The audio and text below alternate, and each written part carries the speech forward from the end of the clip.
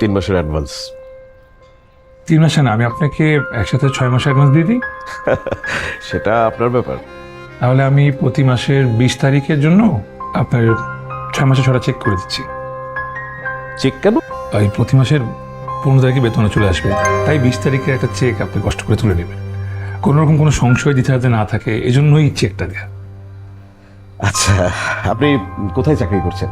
আপনি কিন্তু আমাকে আবার তুমি কোথায় কাজ করছো? এই মুহূর্তে কোথাও করছি না, ইন্টারভিউ দিয়ে যাচ্ছি। তবে একটা একটা তো মিলিয়ে যাবে। আর মিলে গেলে সবার আগে আপনাকে জানাবো। ঢাকা শহরে এই মুহূর্তে আপনি আমার একমাত্র গার্ডিয়ান।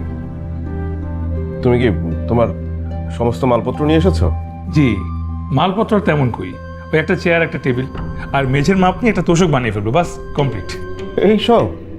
হ্যাঁ, আরও কিছু ছিল মালপত্র, ওই আগের বাড়িওয়ালা 3 মাসের ভাড়া বাবদ খাট ফ্যান এগুলো সব রেখে দিয়েছে। আমি তোমার কাছ থেকে কোনো কিছু নেব না।